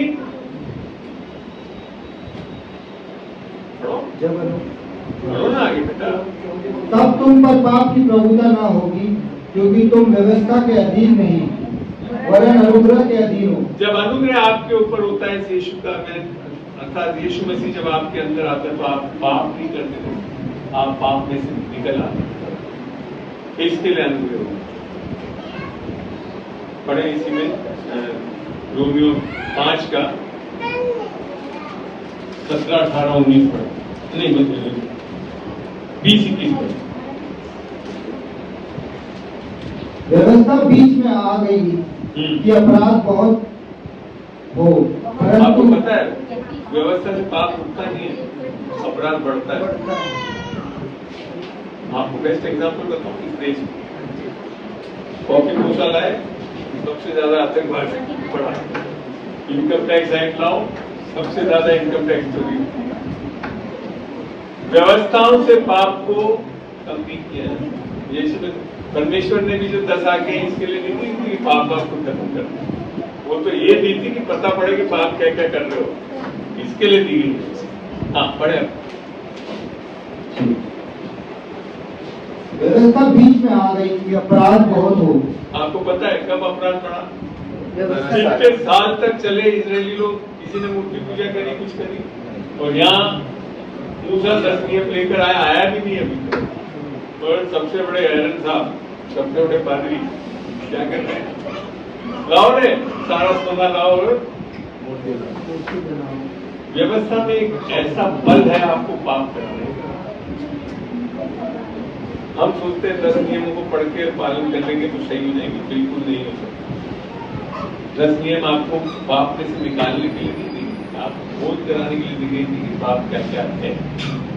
हमें जहाँ पढ़ रहे थे वहां पढ़ो बेटा। परंतु जहाँ पाप बहुत हुआ, परंतु जहाँ पाप बहुत हुआ, वहाँ अनुग्रह उससे भी कहीं अधिक हुआ। अनुग्रह उससे भी बढ़कर हुआ। हाँ कि जैसा पाप ने मृत्यु फैलाए हुए राज्य किया, वैसे ही हमारे प्रभु यीशु मसीह के द्वारा, अब क्या लिखा? प्रभु यीशु मसीह के द्वारा अनुग्रह भी अनंत जीवन के लिए धर्मी ठहराते हुए राज्य करेगा। क्या करेगा? पाप कराएगा, पाप कराएगा। राज्य पता कैसे होता है? राजाओं द्वारा कराएगा। आपको राजाओं का राजा बनना है। वो राजाओं का राजा कब बनेगा? जब हम राजा जैसे रहेंगे तो राजा कैसे रहते हैं? सही राजा कौन होता है? सब चीजों में से निकला और सब कुछ रखता है। गरीब नहीं होते राजा। हमारा आधे से ज्यादा भी यही सोचता है कि उसके पास तो सोने की जगह नहीं थी, नौकरियों के भी पट होते हैं। वो जब बोल रहा था यीशु मसीह को एक परिप्रेक्ष्य में बोलता था। यीशु मसीह क्रूस पे ही खाली गरीब बना, ना तो खाने के लिए था, ना पीने के लिए था, ना कुछ कपड़े, कोई कपड़ा मकान देगा। गरीब तो वही होती, तो वो खाली वो क्रूस पे था, ना तो क्रूस के पहले था, ना क्रूस के बाद था, क्योंकि वो गरीब हुआ था कि हम ये सब चीज हमारा पिता जो है हमारे को यीशु मसीह के द्वारा क्या क्या दे रहा है, ये समझे कि आज उसके कारण हम चंगे हो चुके हैं। पिता अगर यीशु मसीह को नहीं भेजता तो ये कुछ नहीं हो पाता। तो आज फादर्स डे जब मना रहे तो सबसे पहले अपने को अब्बा फादर के लिए धन्यवाद देना चाहिए कि वो हमारे लिए क्या क्या कर चुका है, जिससे हम आज जयवंत जीवन बिता सकते। हमें तो ये है काम पिता का, और वो नाराज नहीं है, प्रेम करता है। और इसको पूरा क्यों हुआ ये आपको पता है। यशायाह 54 किसके बाद आता है? यशायाह 53 के आता है। यशायाह 53 में क्या लिख रखा है?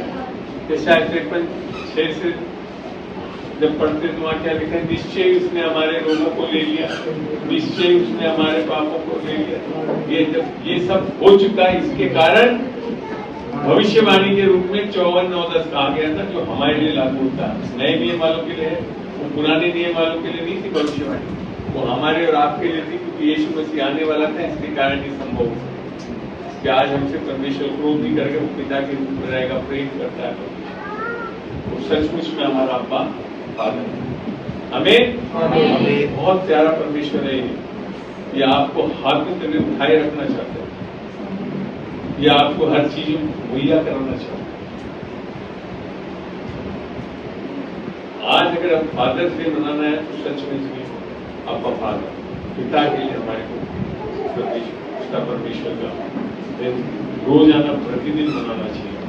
वो ऐसा भला पिता है, इसके कारण आज हम सब चीजें प्राप्त करके चलते हैं। लिए तो हम तो ये चीज तो अब समझ में आ गई कि आज परमेश्वर नाराज नहीं है, पिता नाराज नहीं है, खाली प्रेम करता है। क्यों करता है? क्योंकि यीशु मसीह ने सारे पाप किए। और आज हमारे पर पाप की मटता भी नहीं है। पढ़ते हैं दूसरा कोरिन्थियों 5 का 18 और 19 पढ़ के देखते हैं। दूसरा कोरिन्थियों 5 का 18 और 19।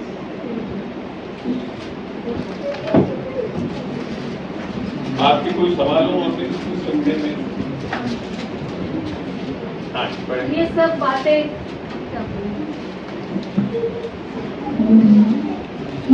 बातें परमेश्वर की ओर से है, जिसने मसीह के द्वारा अपने साथ हमारा मेल मिलाप कर लिया और मेल मिलाप की सेवा। पिता ने मेल मिलाप कर लिया, लिखा करेगा नहीं लिखा। हमारे तभी के बोलते हैं, अभी जितने दुआ करते हैं तब करता है। परमेश्वर पिता ने आपसे मेल मिलाप कर लिया, तब जिस दिन यीशु मसीह को 2000 साल पहले भेजा। आगे मेल मिलाप की सेवा हमें सौंप दी है। और अब हमको क्या सेवा दी है? मेल मिलाप। मेल मिलाप की सेवा, ये बताने के लिए कि वो इतना बड़ा पिता है। वो नहीं बताते, अभी भी प्रताड़ता है, पता क्या बता रहे हो आप? आगे चल। अर्थात परमेश्वर ने मसीह में होकर अपने साथ संसार का मेल मिलाप कर लिया और खाली आपका ही मेल मिलाप नहीं कर लिया, सारे संसार का पापों को माफ कर चुका है। कितना बता रहे? इसके लिए आज हम पिता के पास बड़े आसानी से आ सकते। आज तो लोग बाग डरते हैं परमेश्वर के पास जाने के। और हाँ बता रहे हैं, सही में हम आज तक सुसमाचार को पहले बार तो खुद ही नहीं समझ पाए। क्या पूरी बात, जब खुद ही ने आम नहीं चखा तो दूसरे को क्या आम का टेस्ट होगा? आगे बढ़े। और उनके अपराधों का दोष उन पर नहीं लगाया। दोष लगाएगा? मैं लिख सकता हूँ, दोष लगा ही नहीं गया। क्योंकि अगर वो दोष लगा रहा है तो फिर यीशु मसीह का जो काम किया वो बेकार हो गया। अभी भी परमेश्वर दोष लगा रहा है उसको, तो फिर यीशु मसीह ने जो किया वो क्या फायदा? हम लोग अभी भी मानते हैं तो आज ये खराब क्यों हो गया, मेरा टायर क्यों पंचर हो गया कि आज सुबह बाइबल नहीं पढ़ी। हंस रहे हो? आप में से भी कुछ लोग ऐसी चीज मानते हो।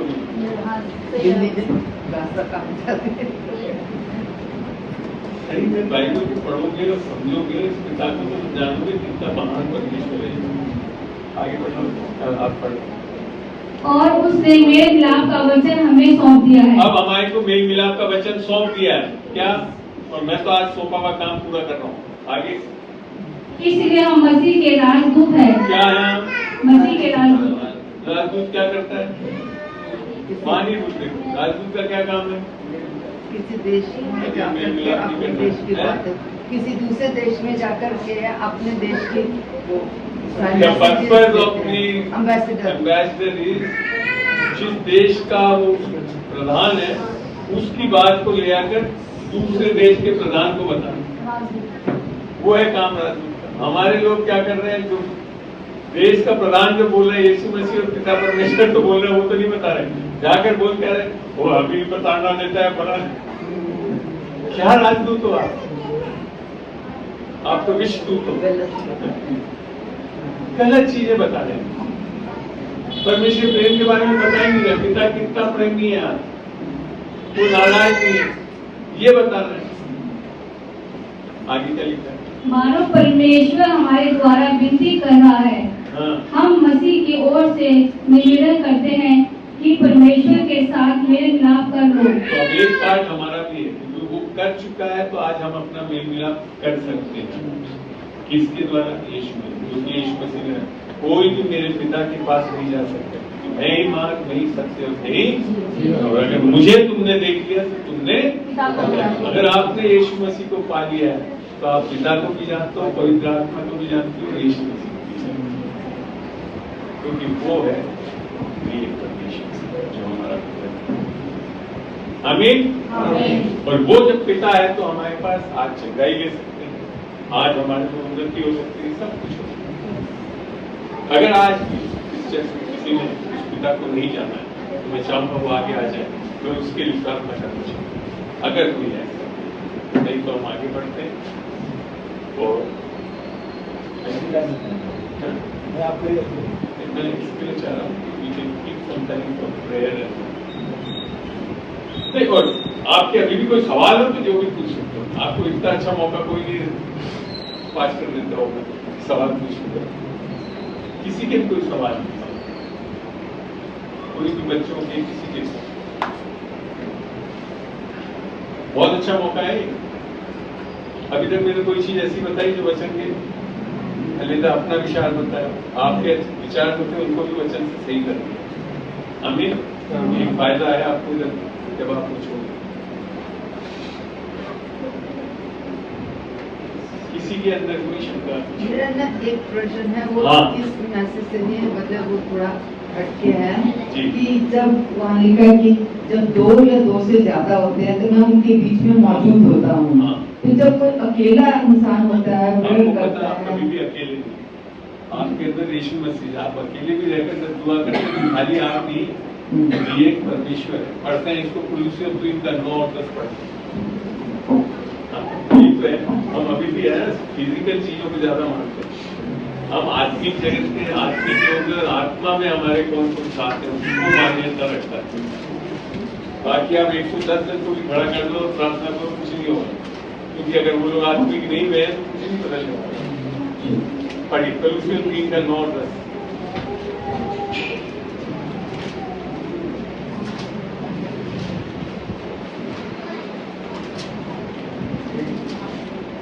एक दूसरे से झूठ मत बोलो।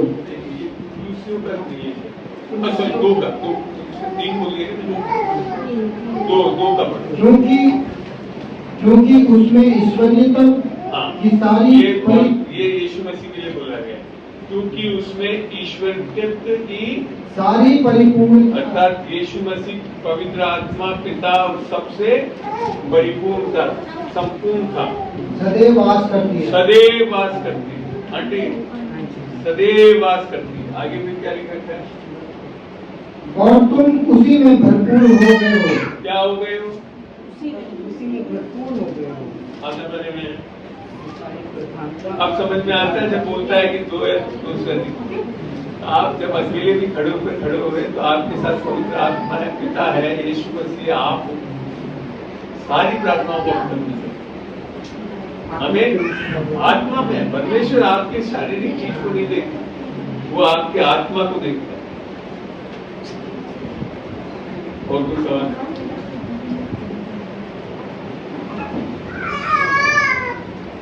कुछ लोग कहते हैं कि सभी जो ईसाई हैं वो स्वर्ग में ही जाएंगे। आप क्या कहते हैं? नहीं, वो जो 10 कुमारियों नहीं, यहाँ कुछ और बोला है।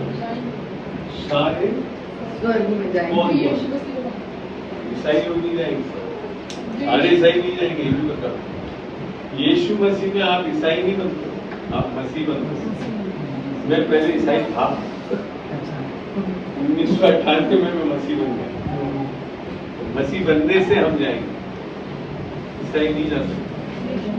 Religious Christianity is totally different from what God is telling. अब मसीह और अच्छा लगता है मेरे को हिंदी में शब्द क्लियर, बाकी इंग्लिश में तो क्रिश्चियन ही बोलते हैं बिलीवर को। हिंदी में मसीह समझ से क्या है? मसा हुआ, अर्थात आत्मा पाया हुआ, वो लोग जाएंगे। आपका पासपोर्ट कौन है? यीशु मसीह की आत्मा जो आप मैं बता दूं, आप जितने यीशु मसीह को ग्रहण करते तो आपकी आत्मा कैसी हो जाती है? नई सृष्टि हो जाती है, जैसे दूसरा कोरिन्थियों 5:17 में लिखा है। दैट मीन्स योर स्पिरिट, आपकी स्पिरिट मेरे रत्ना स्वामी जैसे नहीं दिखती उसको, यीशु दिखता है परमेश्वर पिता को। इसके लिए आप ग्रहण योग्य हो, आपके कर्मों के द्वारा नहीं होते। उद्धार बिना कोई नहीं जा सकता। तो क्या ये उद्धार जो जैसे ही मसीह को ग्रहण करता है उसी टाइम हो जाता है, या जो अपने आप को कहते हैं हम क्रिश्चियन है तो क्रिश्चियन उद्धार जो आपका कंफ्यूजन है वो सब आपके कामों पे आधारित है। बाइबल के आधार पर कैसे हम मसीह बनते हैं पढ़ते हैं। पहला इफ्सो 1 का 12 और 13। कोई पानी ला सकता है मेरे गिलास में? हेल्प किया खत्म हो गया। कोई बोल दिया बॉटल ला देना। इफ्सो 1 का 12 और 13 कि हम जिन्होंने पहले से मसीह पर आशा रखी थी उसकी महिमा की स्तुति के कारण हो, और उसी में तुम पर भी जब तुमने सत्य का वचन सुना जो तुम्हारे उद्धार का सुसमाचार है, और जिस पर तुमने विश्वास किया, प्रतिज्ञा किए हुए पवित्र आत्मा की छाप लगी। क्या लग गई? पवित्र आत्मा की। जिस दिन आपने यीशु मसीह को ग्रहण करा तो आपकी आत्मा पे किसकी छाप लग गई? यीशु की आत्मा की छाप लग गई। तो आपका सैल्वेशन, अब आपने जब सवाल पूछा तो मैं थोड़ा सा आगे बताता हूँ, जब भी आप लोगों को चीज समझ में भी आएगी जो आपकी सवाल की। जिस दिन हम यीशु मसीह को अपना उद्धार करता और प्रभु ग्रहण करते उसी क्षण हमारी आत्मा बदल दी जाती है। हमारी आत्मा यीशु की जैसी आत्मा हो, क्योंकि हम एक हो। येट, और इसे बोलते हैं बॉर्न अगेन स्पिरिट, नया जन्म पाया हुआ आत्मा। तब भी आपका प्राण और शरीर नहीं बदलता। प्राण और शरीर में नया जन्म नहीं होता। नया जन्म खाली आपकी आत्मा के। ठीक, उद्धार उसी को बोला है, उससे शुरुआत होती। पास्टर, जैसे यहाँ पे बाइबल में लिखा है, इससे अगर तू उस पर विश्वास करेगी तो वो तेरा घराना उद्धार पाएगा। तो जैसे मैं तो जैसे परमेश्वर में विश्वास करती हूँ तो मेरा घराना उद्धार कैसे पाएगा? मतलब मैं ये सोच रही हूँ जैसे अब मेरी सिस्टर वगैरह सब, मतलब ये आयत कहाँ से बोला? ये बाइबल में लिखा हुआ है ना क्या कि अगर तुम उस पर विश्वास करेगी, थोड़ा सा भी आइडिया है कहाँ निकलता है? मसीह में मेरे ख्याल से। तो पता है, तो मेरे को भी पता नहीं, बताओ। मसीह में बाइबल में लिखा हुआ है। अरे बेटा सर्च में डाल के ढूंढ रहा है। नहीं, पुराने नियम में नहीं है, नए नियम में। पुराने नियम में तो उद्धार सैल्वेशन वाली बात नहीं। ये एक्ट्स, अगर सर्च की लॉर्ड में आगे ना होगी, मैंने कहा नौकर बनना चाहते हो, बेटा नहीं बनना चाहते हो, सर्च नहीं लगे रहते। जी जी बोले। एक्ट 16 में जाइए। ये वो वाला वक्त है जब जो वो वाले चैप्टर होना चाहिए जिसमें कैदी थे पॉलिस उनको, और फिर वो सारा जेल में टूट गई। उसके बाद प्रेरितों में 16 में ध्यान आ रहा है आपको? वहाँ पढ़ेंगे फिर ही बताऊंगा। 16 में होना चाहिए, एक्ट 16 में, प्रेरितों का 16 में होना चाहिए। किसी को ध्यान है बाइबल में पढ़ने वाले? ढूंढ ले, निकाल ले। 16 का 31। हाँ खोल दे बेटा, बंदा वर्ष बता दे। खोल ले भैया, एक्ट्स चैप्टर 16 वर्स 31। संदर्भ समझो। ये पौलुस और ये तो जेल में डाल दिया गया था, तो फिर वहां पे गाना गाना लगे और सब जेल की कड़ियां पड़ियां सब टूट गई। वो जो जेलर था उसने कहा आज तो सारे के सारे भाग गए, मैं तो गया है। तो वो भागता हुआ आया, और उसके बाद क्या है, उसने फिर पौलुस से बोला ये ना, ये है। और क्या लिखा है? उन्होंने कहा प्रभु यीशु मसीह पर विश्वास शुरू से पढ़, उससे एक बार ऊपर से पढ़। और उन्हें बाहर लगाकर कहा, हे सज्जनों, उद्धार पाने के लिए मैं क्या करूं? अब समझिए, उद्धार पाने के लिए मैं क्या करूं? उन्होंने कहा प्रभु यीशु मसीह पर विश्वास कर तो तू और तेरा घराना उद्धार पाएगा। ठीक है ना, तू और तेरा घराना। मत कारण क्या पाने? इंडिविजुअली आपके घराने के एक एक जन को यीशु मसीह का घर। हाँ, मगर प्रॉमिस ये है कि अगर एक जन जब प्रभु में आ जाता है ना, बहुत आराम से पूरा परिवार आ जाता है। मेरे साथ ऐसी बात, मैं आया, भाई मेरे दोनों बेटे सब आ गए, मगर हमारे लिए आगे परमेश्वर ने जो आपको इच्छा शक्ति दे रखी है उसको कभी भी ओवर रूल नहीं करेगा, कर ही नहीं सकता, बिल्कुल नहीं करेगा। तो अगर जो इंडिविजुअल है अगर वो इच्छा नहीं रखेगा की बाइबल में पुराने नियम में डिट्रोनॉमी 30:19 में लिखा था, I put life and death before, I put blessing and curse before, मैंने तुम्हारे सामने जीवन और मृत्यु और आशीष और श्राप रखा। जीवन को चुन लो, बोला है, चुनना उनके हाथ में। ये मत सोच लेना कि मैं और मेरा घराना बचा लिया जाएगा, इसका ये मतलब नहीं। लिखा कि उद्धार कैसे पाओगे, पहले वो पूछा। संदर्भित पढ़ो वचन, पाओगे कैसे? जब तू और तेरा घराना कब उसे विश्वास करें। जैसे हम मतलब बताते हैं, जैसे कहते हैं अब मेरी जो फैमिली है वो दूसरी उसमें है, तो जैसे वो मूर्ति पूजा करता हम बताते तो वो विश्वास नहीं करते ना मानते। आपको अगर ये जाकर बोल रहे हो कि मूर्ति पूजा करना, नहीं वो वाली बात नहीं, हम वो बात आधे करते से ज्यादा यही करते रहते हैं। हम ये बातें करते हैं उनसे, मतलब जैसे परमेश्वर में बताते हैं तो वो मतलब ध्यान नहीं देते। कौन है वो जैसे जो नहीं आया? कौन है जो नहीं आया? नहीं आया, मेरे रिलेटिव हो गए, सबसे बड़े तो मेरे बच्चे हैं दोनों। वो कहते वैसे मतलब कि उनको पता है परमेश्वर की, वो मानते नहीं है, बस ये है। तो क्या मानते? वो किसी को मानते ही नहीं है।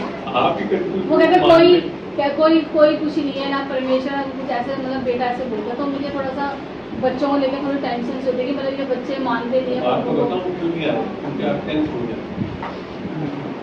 जब वो बोलते तो मेरा तो थोड़ा सा रिसेंटली वो होता है। 3 दिन पहले की बात है, एक सिस्टर फुलेरा से थी, उनके घर में भी यही प्रॉब्लम हो गया। वो आ गई भाषा का वरदान दिए, उनके पति नहीं है, उनके बच्चे ना उठ बैठ के बाइबल पढ़ते ना कुछ।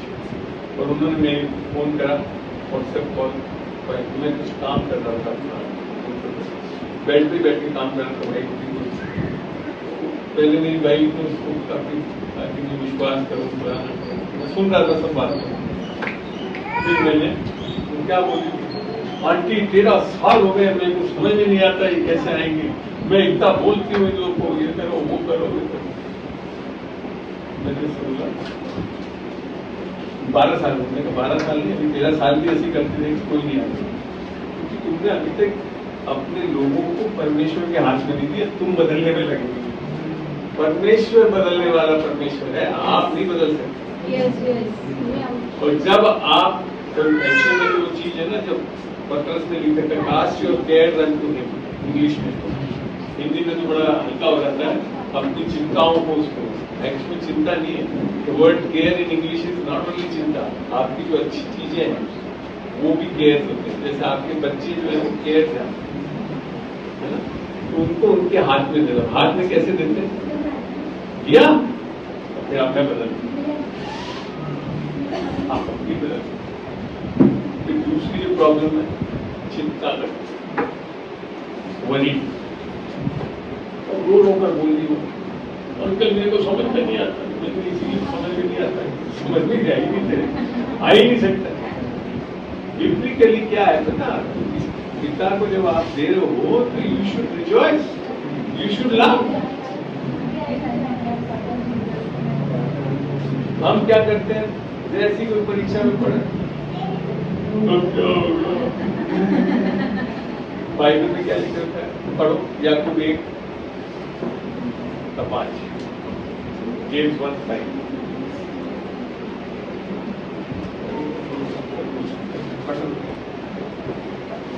पर यदि तुम में से किसी को बुद्धि 5 में इसमें ऊपर से पढ़ो, पर धीरज और अपना 1 से पढ़ना शुरू करो, जेम्स 1:1 से पढ़ो। परमेश्वर की ओर प्रभु यीशु मसीह के दास याकूब की ओर से उन 12 गोत्रों को जो तितर बितर होकर रहते थे नमस्कार पहुंचे। हे मेरे भाइयों, जब तुम नाना प्रकार की परीक्षाओं में पढ़ो, ऊपर खुला भाई, याकूब 1:1 के ऊपर ही पढ़ो, और ऊपर पढ़ो भाई, पीछे करो। हाँ हाँ, अब क्या लिखा है, हे मेरे भाइयों, जब तुम नाना प्रकार की परीक्षाओं में पढ़ो तो इसको पूरे आनंद की बात समझो। क्या करना चाहिए हमको? हम क्या करते रहते हैं, गवाएंगे, किसको लाऊं? यहाँ क्या लिख रखा है? फिर क्या होगा उससे? यह जानकर कि तुम्हारे विश्वास के उनके विश्वास का नहीं, आपके विश्वास को शैतान इसी तरह से परखता है कि जब आप दुखी होते रहते हैं तो बड़ा खुश होते हैं आगे परखे जाने से धीरज उत्पन्न होता है, पर धीरज को अपना पूरा काम करने दो। अभी आप उससे बोल रहे हो कुछ खाली हो जाएगा, that is not the question. आपने जब दुआ करी किससे करिए? पिता ने कहा तू और तेरा घराना बचाया जाए। अब आपको चिंता करने की क्या जरूरत? विश्वास करो, विश्वास करते साथ में फिर क्या लिखने का वो यही नीचे मैं बताऊं, दो चिंता मत। विश्वास नहीं करते तो होगा कि नहीं होगा, तो कुछ नहीं मिलता ऐसे लोगों को।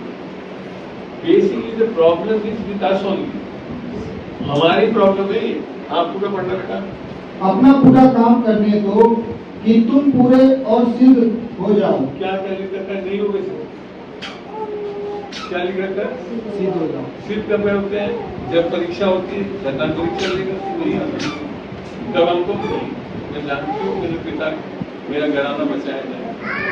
विश्वास हम उसके पहले डाउट करने नीचे आ जाएगा। और तुम में किसी बात की घटी ना रहे। तुम में किसी बात की घटी ना रहे। मगर क्या करते हैं हम? चिंता करने लगे, आनंदित नहीं रहते, डरने लगे, ये हो जाएगा, उसको पूछोगे पहुंचेगा कि नहीं पहुंचेगा। सारा दुनिया आप ही चलाते हो, उसको परमेश्वर नहीं करते। ये विश्वासियों में सबसे बड़ी प्रॉब्लम है परमेश्वर की, विश्वास नहीं करते। यीशु मसीह ने 9:23 में क्या लिख रखा है?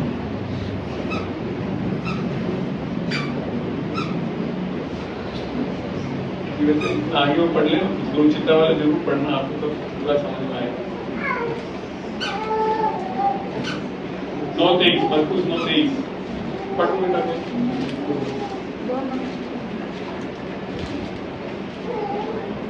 यीशु ने उससे कहा, परिपेक्ष समझा देता हूँ। ये इसका बच्चा था जो कि दुष्ट आत्मा नहीं निकाल पाए थे, चेले लोग नहीं निकाल पाए, जबकि इसके पहले चेले सब दुष्ट आत्माएं निकाल के आते हैं। बोला भी हम तेरे नाम से कुछ करके आए, तो फिर नहीं निकाल पाए।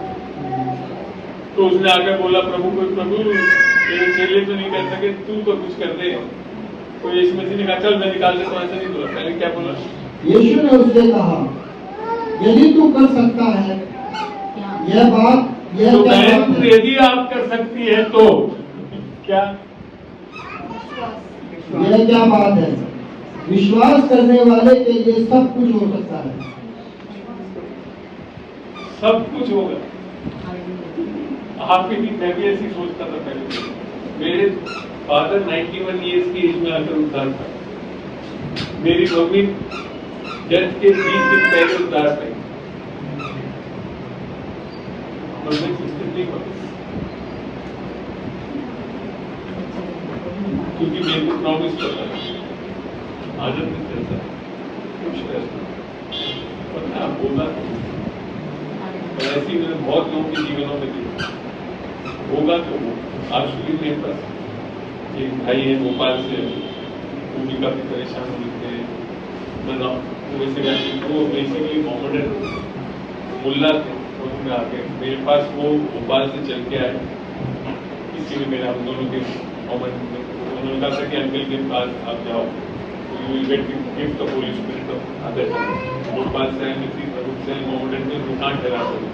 आपने ईसाई भाई लोग भी नहीं ठहराते ऐसे, डर लगता है मुसलमान आए क्या। मैंने अपने घर में ही ठहराया, उसको 3 दिन रहे, अपने भाषा का बर्दाश्त पाया। आज वो जाकर मस्जिद के अंदर सुसमाचार बताता और कई मुल्लाओं को ले आया प्रभु। तो आज सुबह ही मेरे पास सुबह 4 बजे फोन आया, तो बीच में डायबिटिक भी हो गए थे, हुए में है सब। बोले मैं तो आज फिलीपींस से बोल रहा हूँ। भैया यहाँ पे मेरे को प्रभु लिया है, यहाँ पे 2 लाख से ज्यादा की आबादी है, तो मैं सेवा करना हूँ। 1 महीने से मैं करूँगा और 6 महीने का मेरे को एक्सटेंशन मिल गया। मेरी डायबिटीज आजकल 100 ही रहती है, विश्वास है, वो भी ऐसी चिंता करते हैं कैसे हो सकता है यार, इधर आपको क्या हुआ? सब पाए हुए वरदान पाए हुए फिर ऐसे चलते हो। आज इसीलिए उन्होंने फोन करके आपने जो बोला वो सब कुछ विश्वास से सब कुछ होता है।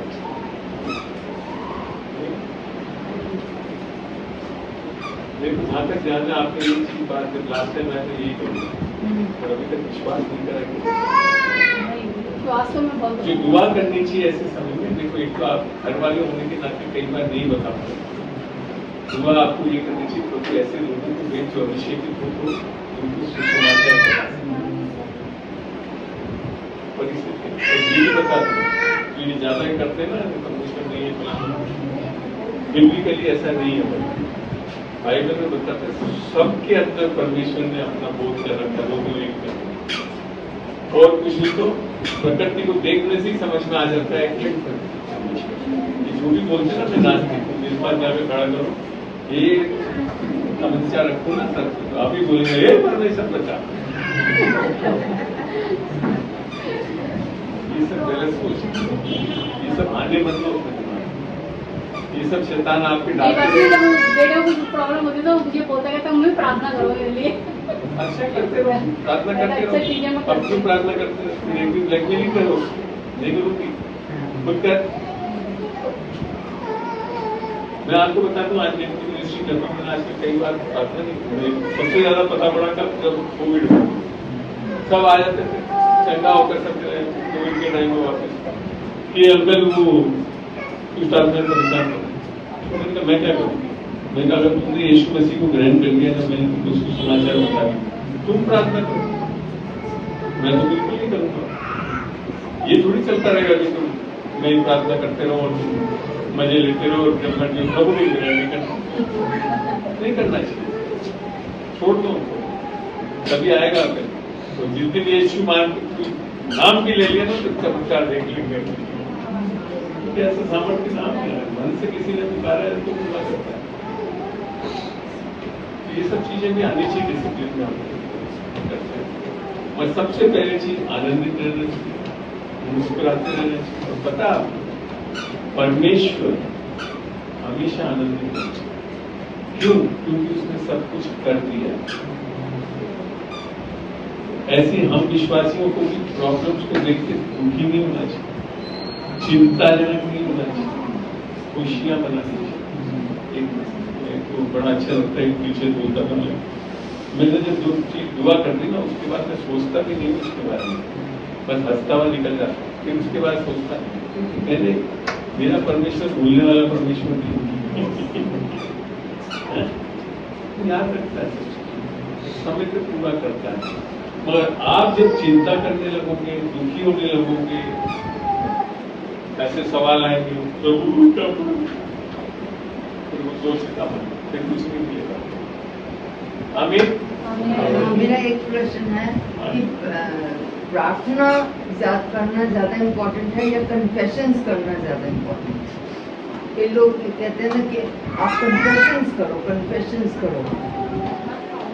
तो आपने बड़ा अजीब, प्रार्थना करना इम्पोर्टेंट है या कन्फेशंस करना, मतलब वचन को लेकर के प्रार्थना करने से, कन्फेशन करने से भी कहीं को कुछ नहीं होता, क्योंकि आधे से ज्यादा हम प्रार्थना अविश्वास की करते हैं। प्रभु तेरी अगर इच्छा हो तो अभी क्या प्रार्थना, इस बीमार के बिस्तर को चंगाई का बिस्तर बना, यह विश्वास की प्रार्थना। कहाँ कब यीशु मसीह के पास कोई गया उसको चंगा नहीं करा, चाहे उसने पीछे चला नहीं हो, सब इच्छा ही नहीं, तो हम क्या प्रार्थनाएं कर रहे हैं, ये बहुत महत्वपूर्ण है। आधे से ज्यादा दम ये भी जैसे अभी आपको बता रहा था ना, अगर आप सोच लो कर तो दिया, दूसरे वेले पता नहीं होगा नहीं, क्यों नहीं होगा, करेगा कब, तो चिंता सही मिलता है। कन्फेशन, क्या कन्फेशन करना जो लोग बात करते हैं कि मैं 100 बार बोलूंगा मेरे को पूरे खाए जाने से हम चंगे हो गए। मैं कह रहा हूँ 30,000 बार बोल दो तब भी नहीं होगा, विश्वास ही नहीं करा कि वो हो सकता है तो क्या होगा। Answer for me yes and no, कोई प्रार्थना करने से नहीं, बाकी आप प्रार्थना जो है आपने यीशु की प्रार्थना देखी, लाजरस निकला, प्रार्थना लगती है बेसिकली क्या, क्योंकि उसके पहले जो चीज बोली थी, पिता मैं जानता हूँ कि मैं जो मांगता हूँ आपका मन वचन के अनुसार नया हुआ है कि नहीं। इसके लिए मैं ऐसी चीजों को ज्यादा आंसर देता नहीं, क्योंकि मैं जानता हूँ कई लोग बेचारे प्रार्थना करते करते जीवन निकल जाता है। कई जगह प्रार्थना करने से ज्यादा शैतान का मुकाबला करते हैं। शैतान का मुकाबला आज परमेश्वर नहीं कर रहा, वो कर चुका है, उसको नियंत्रण कर चुका है, उसकी वजह से नहीं करता। अब जैसे याकूब 4:7 कैसे बोलता है,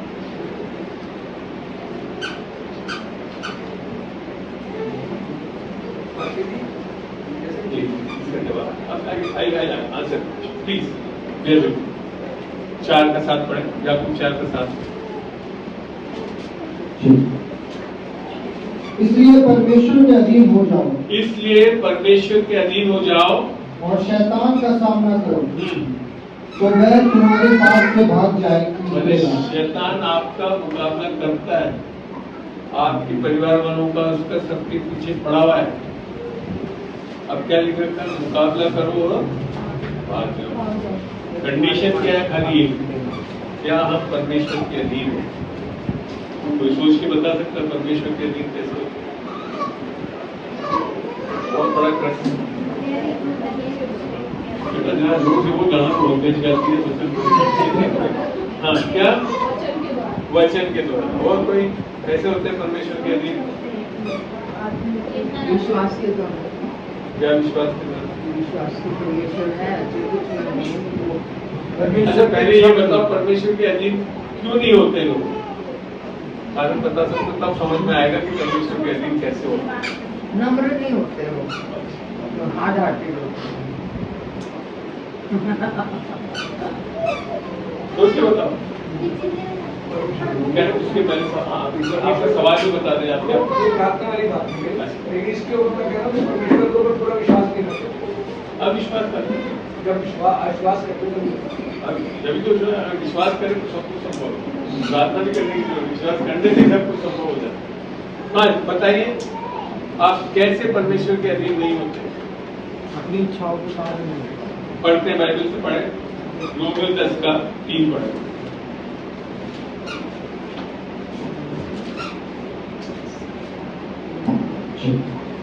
रोमियो 10:3। क्योंकि वह परमेश्वर की धार्मिकता से अनजान होकर, जब आप परमेश्वर की धार्मिकता से अनजान होकर, और अपनी अनजान क्यों होते हैं? जब आप अपनी धार्मिकता स्थापित करने का यत्न करते हैं, परमेश्वर की धार्मिकता के अधीन ना हो, तब नहीं होते। हम क्या वचन करने से नहीं होते नहीं? परमेश्वर की धार्मिकता को जब हम नहीं ग्रहण कर पाते, तो हम तब नहीं ग्रहण पाते जब हम स्वयं की धार्मिकता, प्रार्थना करेंगे, फास्टिंग करेंगे, सारी स्वयं की धार्मिकता में भी कर सकते हो आप। इसके लिए परमेश्वर की धार्मिकता के अधीन, परमेश्वर की धार्मिकता का अधीन केवल विश्वास हो, क्योंकि जो यीशु मसीह ने कर दिया, इसके कारण हम धर्मी हैं। हम अभी भी क्या करते हैं, अभी प्रार्थना करेंगे, फास्टिंग करेंगे, तब परमेश्वर कुछ काम करेंगे। देखिए स्वयं की धार्मिकता पता है, बाकी की चीजें की आप तो शैतान बहुत देर को बना सकते हैं। आई बात समझ में?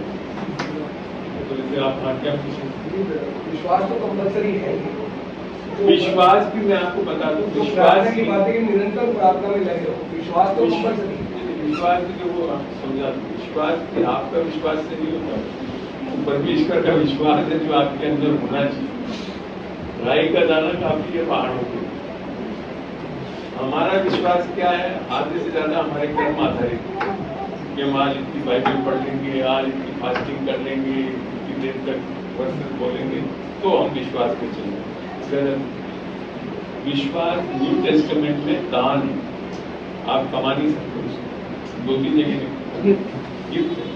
पहला तो यीशु में लिखा है, you have been born by, you have been saved by grace through faith, that is not of your, but the gift of God. और उसको और अच्छी तरह पढ़ना है तो पढ़ें। पहला पत्रस 1:1। गिफ्ट लेना बहुत जरूरी है।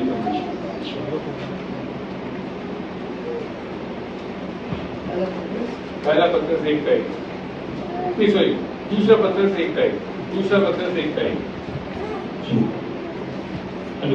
शमौन पतरस की ओर से, जो यीशु मसीह के दास और प्रेरित हैं, उन लोगों के नाम जिन्होंने हमारे परमेश्वर और उद्धारकर्ता यीशु मसीह की धार्मिकता द्वारा हमारे समान बहुमूल्य विश्वास प्राप्त किया है। नहीं आपने जिस दिन आप यीशु मसीह की धार्मिकता अर्थात उद्धार पाते उस दिन आपके अंदर यीशु मसीह का विश्वास डाला जाता है। उस विश्वास से आप सही प्रार्थना करते हैं। आपके विश्वास से और जगह से पढ़ना चाहूँ पढ़िए गलतियों 2:21, 2:20, गलतियों 2:20। इसको एक कोई जन इंग्लिश में भी पढ़े तो बड़ा अच्छा लगेगा अगर है किसी की बात इंग्लिश बाइबल गलतियों 2:20 तो जेम्स वर्जन खोलने से अच्छा लगेगा। गलतियों 2:20। मैं मसीह के साथ क्रूस पर चढ़ाया गया हूँ। अब मैं जीवित ना रहा, पर मसीह मुझ में जीवित है, और मैं शरीर में अब जो जीवित हूँ तो केवल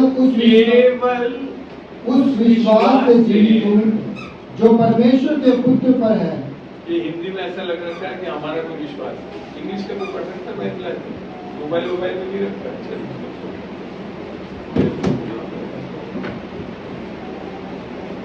है किसी के पास इंग्लिश बाइबल? हाँ खोलो ना यार। 20:20 ही पढ़ना, इंग्लिश में पढ़ना, जेम्स वर्जन हो तो पढ़ना। कौन सा? I am crucified. कौन सा वर्जन कौन सा पढ़ रहा हूँ मैं ऐसा बता। KJV तो पढ़ो बहुत अच्छा। हाँ। I am crucified with Christ. I am crucified with Christ. Nevertheless, I live. I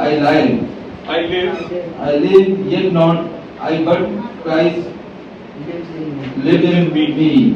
And the life which I know live in the flesh. मैंने अब जो मैं शरीर में जीवित हूँ, I live by the faith of the Son of God. By the faith of the Son of God, not my faith.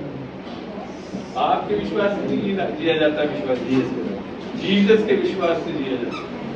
You give to himself. जो पत्र से बोला, ये received बहुमूल्य विश्वास जो यीशु मसीह की धार्मिकता के साथ हमारे को मिला, वो है विश्वासी जीवन। हम सोचते हैं हमारे विश्वास से जीना नहीं जी सकते। You need a gift of faith. तो मेरे साथ रहने के लिए तो कम से कम 3 या 4 दिन की वर्कशॉप करो तो आपको सारे टॉपिक क्लियर कर सकते। बट ये सब गलतियां हम देखते हैं, हम लोग अपने विश्वास से जीने लगे। आपके विश्वास से जीने नहीं है, परमेश्वर ने विश्वास का दान दिया, उससे दिया जाए, तब भी परमेश्वर की चीजों पर विश्वास करते हैं। बिना यीशु मसीह के वो विश्वास है ही नहीं आता। बाकी जब आपका विश्वास है उसमें फिर का विश्वास है, ऐसे जीवन जिए। आमीन।